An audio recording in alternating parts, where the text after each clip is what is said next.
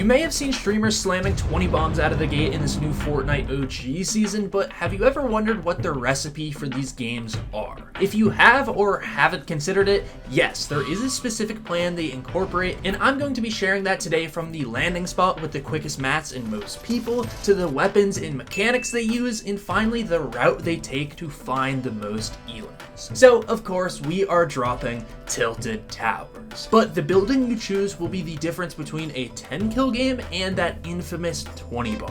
So, where are we choosing?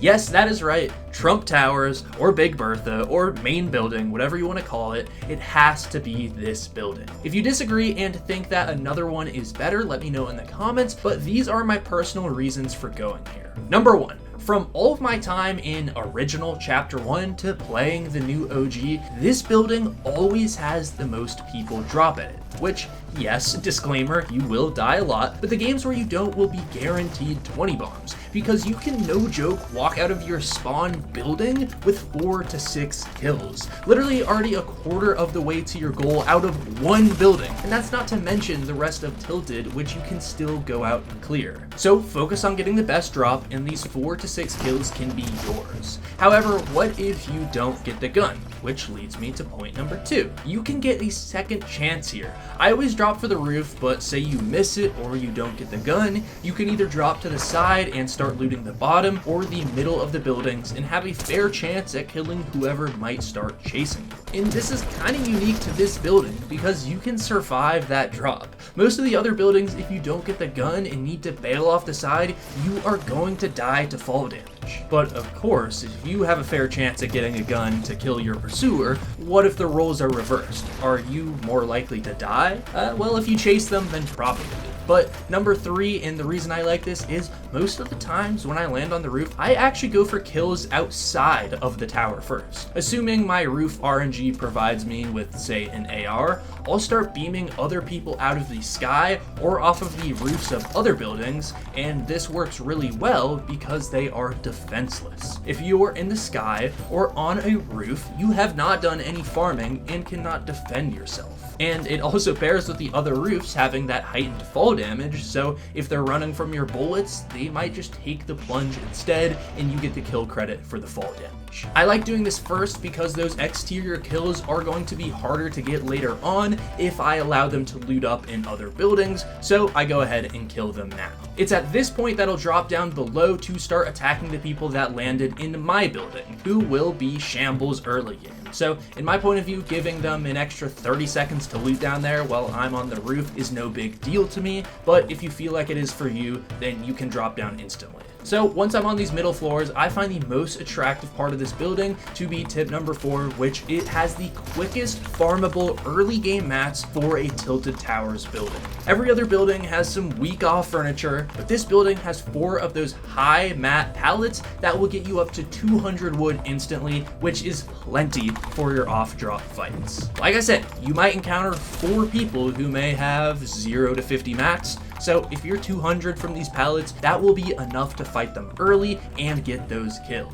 Okay, but right, 200 wood, that's clearly not going to be enough to get 15 more kills or even wipe the rest of Tilted. So where do we go from here? Now it actually gets a little less structured and you have more options. So if you have good health, still solid early game mats, then you might look for more fights in adjacent buildings. I do this by turning on visualized sound effects and going towards footsteps or shooting, and this usually leads me to either the Nom's convenience store or the apartment buildings to the south.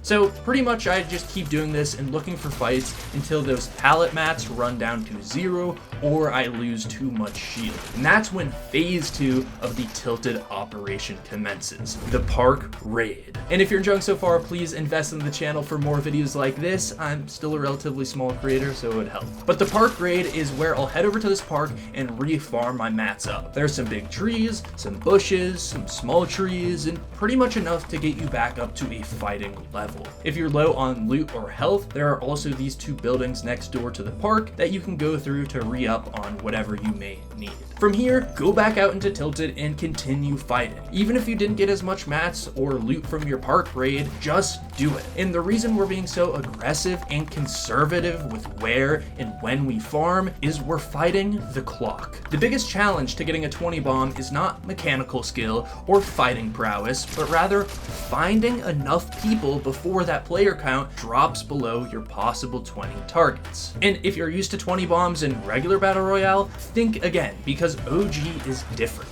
In regular BR, the POIs are spread out relatively evenly, so the player count will linearly go down, roughly. But in OG, I swear to you, 40 to 50%, if not more, drop tilted towers. Holy shit.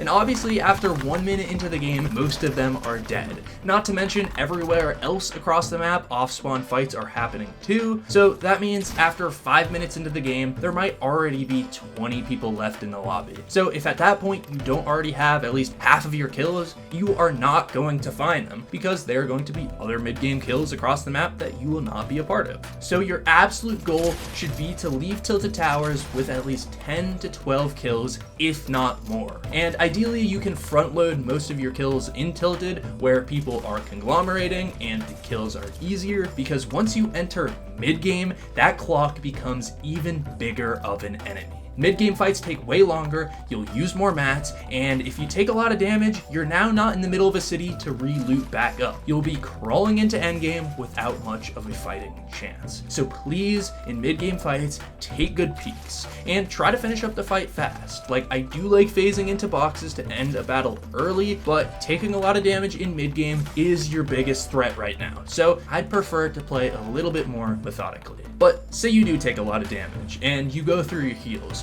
or you're looking for another fight, then your best bet in mid-game is to go for the supply drops. These can have heals in it, but will oftentimes also attract people to them. So if you're struggling to find people in mid-game, supply drops tend to have enemies nearby. Not only can you get more kills and heals, but supply drops will drop some busted weapon like a gold scar, a sniper, a grenade launcher, etc., which we'll talk about in a second. But I do recommend picking up whatever that weapon is. However, maybe the fight for the supply drop is hard, you bit off a little more than you can chew. These mid-game fights are the ones that you should be okay with backing off if it doesn't seem right. You don't need to go as balls to the wall in mid-game fights, since people aren't dropping like flies like they were in early game. People have more mats, ideal loadouts, and most people who won their individual POIs are going to be relatively spread out across the map, hence why people stop dying as fast. So don't make stupid mistakes here for the sake of speed. A lot of people in OG are sentimental and would prefer to play for the win instead of engaging in stupid battles. So a lot of people are inclined to start waiting till endgame when the second bulk of your kills should be. So moving on to endgame.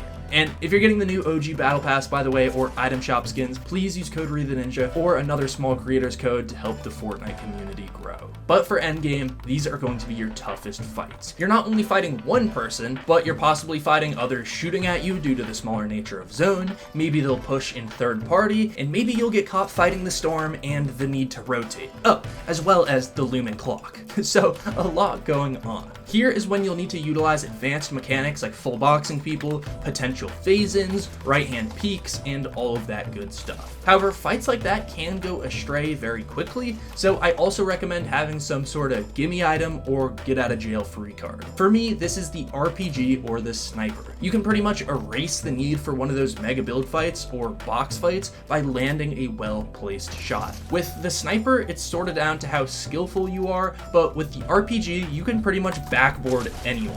If they're peeking out of an open box, aim for that back piece. If you're above someone, shoot at the ground for splash damage. These are good ways to end a fight instantly. So at this point, fights will be longer and people will be running out of meds, so this is your best time to third party and go for your last stretch of kills. People will hear shooting and will come over, so the prey is there. All you gotta do is catch it, and that part is up to you to get the 20 bomb. However, if you're still uncomfortable with that part and the actual mechanics, this is the only video you'll ever need where I show you how to full box someone in a real game.